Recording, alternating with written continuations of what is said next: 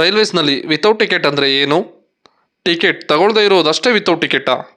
ಬೇರೆ ಯಾರನ್ನ ಯಾವ ಸಂದರ್ಭದಲ್ಲಿ ವಿತೌಟ್ ಟಿಕೆಟ್ ಅಂತ ಪರಿಗಣಿಸಲಾಗುತ್ತೆ? Okay friends, welcome back to Rail Info Kannada YouTube channel. ಈವರೆಗೂ ನಮ್ಮ ಚಾನಲ್ನ ಸಬ್ಸ್ಕ್ರೈಬ್ ಮಾಡಿಲ್ಲ ಅಂದರೆ ಸಬ್ಸ್ಕ್ರೈಬ್ ಮಾಡ್ಕೊಳ್ಳಿ. ಅಲ್ಲೇ ಕಾಣ್ತಿರುವ ಬೆಲ್ಲೈಕನ್ನ ಪ್ರೆಸ್ ಮಾಡಿ ಆಲ್ ಸೆಲೆಕ್ಟ್ ಮಾಡಿ, ಸೊ ದಟ್ ನಮ್ಮ ಎಲ್ಲ ವಿಡಿಯೋ ನೋಟಿಫಿಕೇಷನ್ ನಿಮಗೆ ಬರುತ್ತೆ. ಟಿಕೆಟ್ಗಳಲ್ಲಿ ಎಷ್ಟು ವಿಧ ಅಂತ ನೋಡೋದಾದರೆ, ಟಿಕೆಟ್ಗಳಲ್ಲಿ ಎರಡು ವಿಧ. ಒಂದು ಜರ್ನಿ ಟಿಕೆಟ್, ಮತ್ತೊಂದು ನಾನ್ ಜರ್ನಿ ಟಿಕೆಟ್ಸ್. ಜರ್ನಿ ಟಿಕೆಟ್ಸ್ ಯಾವ್ಯಾವು ಅಂದರೆ, ಮೊದಲನೇದಾಗಿ ಪ್ರಿಂಟೆಡ್ ಕಾರ್ಡ್ ಟಿಕೆಟ್, ನಂತರ ಪೇಪರ್ ಟಿಕೆಟ್ಸ್, ನಂತರ ಸ್ಪೆಷಲ್ ಟೈಪ್ ಆಫ್ ಟಿಕೆಟ್ ಅಂತ. ಇದರ ಬಗ್ಗೆ ಇನ್ ಡೀಟೇಲ್ ಆಗಿ ಮುಂದಿನ ವಿಡಿಯೋದಲ್ಲಿ ತಿಳಿಸ್ತೀನಿ. ನಾನ್ ಜರ್ನಿ ಟಿಕೆಟ್ಸ್ ಯಾವುವು ಅಂತ ನೋಡೋದಾದರೆ, platform ticket, retiring room ticket, clock room ticket ಮತ್ತು ಇತರೆ ಟಿಕೆಟ್ಗಳು. ಅಂದರೆ ಜರ್ನಿ ಮಾಡಲಿಕ್ಕೆ ಯೂಸ್ ಆಗದೇ ಇರುವಂತಹ ಟಿಕೆಟ್ಗಳನ್ನು ನಾನ್ ಜರ್ನಿ ಟಿಕೆಟ್ ಅಂತ ಕರೀತಾರೆ. ಈಗ ಸಿಂಪಲ್ ಆಗಿ ಜರ್ನಿ ಟಿಕೆಟ್ಸ್ ಬಗ್ಗೆ ನೋಡೋದಾದರೆ, ಜನಸಾಮಾನ್ಯರ ಭಾಷೆಯಲ್ಲಿ ಆನ್ಲೈನ್ ಟಿಕೆಟ್ಸ್ ಮತ್ತು ಕೌಂಟರ್ ಟಿಕೆಟ್ ಅಂತ ಇಟ್ಕೊಳ್ಳೋಣ. ಇನ್ನು ಸಿಂಪಲ್ ಆಗಿ ಹೇಳೋದಾದರೆ, general ticket, reservation ticket, season ticket. ಅದೇ ನಾವು ನೀವೆಲ್ಲ ಹೇಳ್ತೀವಲ್ಲ, ಪಾಸ್, ಮಂತ್ಲಿ ಪಾಸ್. ಸಿಂಪಲ್ ಆಗಿ ಟಿಕೆಟ್ಗಳ ಬಗ್ಗೆ ತಿಳ್ಕೊಂಡಿದ್ದಾಯಿತು. ಹಾಗಾದರೆ ವಿತೌಟ್ ಟಿಕೆಟ್ ಅಂತ ಯಾರನ್ನ ಪರಿಗಣಿಸಲಾಗುತ್ತೆ ಅಂತ ನೋಡೋದಾದರೆ, ಟಿಕೆಟ್ ಇಲ್ಲದೆ ರೈಲ್ವೆ ಪ್ಲಾಟ್ಫಾರ್ಮ್ನಲ್ಲಿ ಓಡಾಡೋದು ಮತ್ತು ರೈಲಿನ ಯಾವುದೇ ಬೋಗಿಯಲ್ಲಿ ಪ್ರಯಾಣ ಮಾಡಿದರೂ ಅವರನ್ನು ವಿತೌಟ್ ಟಿಕೆಟ್ ಅಂತಾನೆ ಟ್ರೀಟ್ ಮಾಡಲಾಗುತ್ತೆ. ನಂತರ ಸೀಸನ್ ಟಿಕೆಟ್ ಇಟ್ಕೊಂಡು ರಿಸರ್ವೇಷನ್ ಬೋಗಿಯಲ್ಲಿ ಪ್ರಯಾಣ ಮಾಡಿದವರನ್ನು ಕೂಡ ವಿತೌಟ್ ಅಂತಾನೆ ಕನ್ಸಿಡರ್ ಮಾಡ್ತಾರೆ. ಸೀಸನ್ ಟಿಕೆಟ್ ಇಟ್ಕೊಂಡು ಯಾವುದೇ ಕಾರಣಕ್ಕೂ ರಿಸರ್ವೇಷನ್ ಬೋಗಿಯಲ್ಲಿ ಪ್ರಯಾಣಿಸಬಾರ್ದು. ನಮಗೆಲ್ಲ ಗೊತ್ತಾಗೋಯ್ತು. UTS ಟಿಕೆಟ್ ಅಪ್ಲಿಕೇಶನಲ್ಲಿ ಬುಕ್ ಮಾಡಿರುವ ಟಿಕೆಟ್ನ ಸ್ಕ್ರೀನ್ಶಾಟ್ ಅಥವಾ ಫೋಟೋ ತೋರಿಸಿದರೆ ಅದು ಅಕ್ಸೆಪ್ಟಬಲ್ ಅಲ್ಲ. ಅದನ್ನು ವಿತೌಟ್ ಟಿಕೆಟ್ ಅಂತಲೇ ಟ್ರೀಟ್ ಮಾಡಲಾಗುತ್ತೆ. UTS ಅಪ್ಲಿಕೇಶನ್ನಲ್ಲಿ ಶೋ ಟಿಕೆಟ್ ಆಪ್ಷನ್ನಲ್ಲಿ ಓಪನ್ ಮಾಡಿ ತೋರಿಸಿದರೆ ಮಾತ್ರ ಅದು ಅಕ್ಸೆಪ್ಟಬಲ್. ಆನ್ಲೈನಲ್ಲಿ ಬುಕ್ ಮಾಡಿದಂತಹ ರಿಸರ್ವೇಷನ್ ಟಿಕೆಟ್ ಜೊತೆಯಲ್ಲಿ ನಿಮ್ಮ ID ಕಾರ್ಡನ್ನು ಪ್ರೊಡ್ಯೂಸ್ ಮಾಡಿಲ್ಲ ಅಂದರೂ ಅಥವಾ ನಿಮ್ಮ ಐಡೆಂಟಿಟಿನ ಪ್ರೂವ್ ಮಾಡ್ಕೊಂಡಿಲ್ಲ ಅಂದರೂ ಕೂಡ ಅದು ವಿತೌಟ್ ಟಿಕೆಟೇ.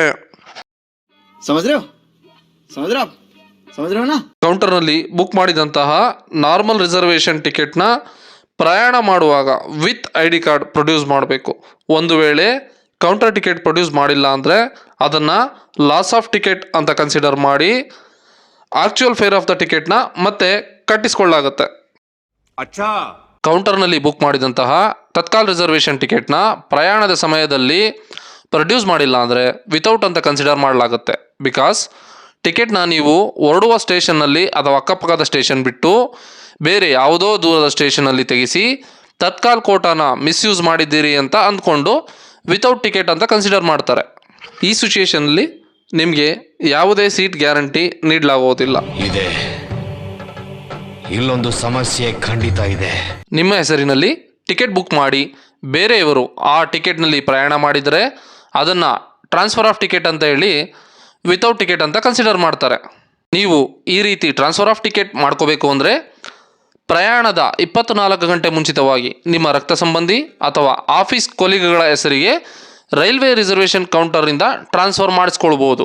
ಈ ರೀತಿ 24 ಗಂಟೆಗಳ ಮುಂಚೆ ಮಾಡಿಸಿದರೆ ಯಾವುದೇ ಫೈನ್ ಕಟ್ಟುವ ಅವಶ್ಯಕತೆ ಇರುವುದಿಲ್ಲ.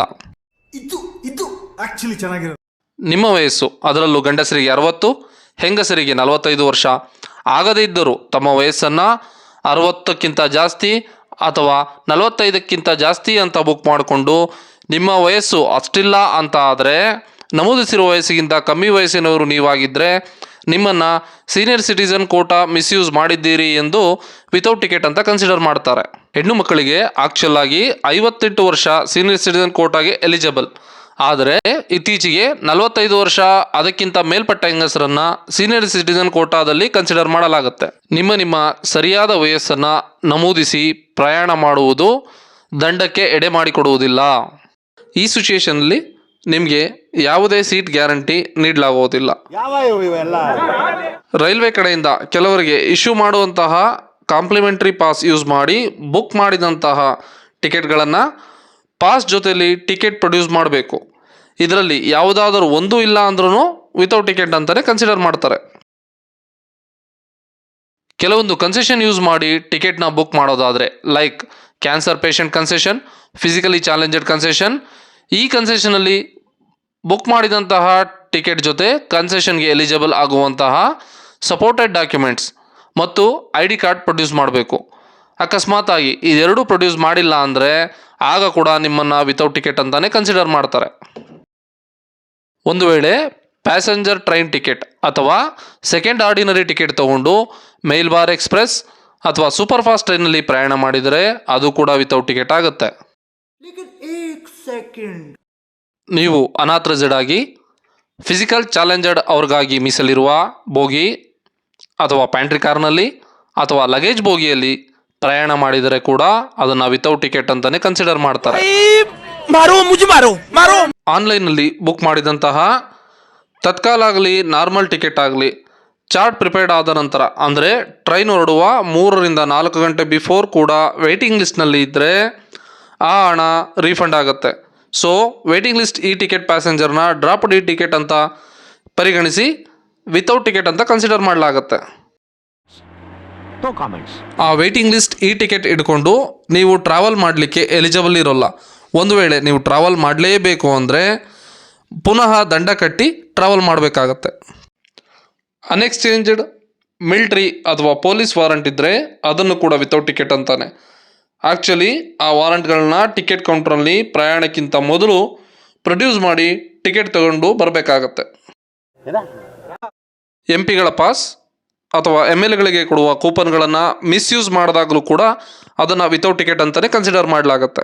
ಆನ್ಲೈನ್ ಅಥವಾ ಆಫ್ಲೈನ್ನಲ್ಲಿ ಟಿಕೆಟ್ ಬುಕ್ ಮಾಡ್ಕೋವಾಗ ನಿಮ್ಮ ಹೆಸರನ್ನು ಪೂರ್ಣ ಪ್ರಮಾಣದಲ್ಲಿ ನಮೂದಿಸಬೇಕು. ಅದು ಬಿಟ್ಟು A Sharma, B Sharma, C Sharma ಅಂತ ನಮೂದಿಸಿದರೆ ಅದು ನಾಟ್ ಅಕ್ಸೆಪ್ಟಬಲ್.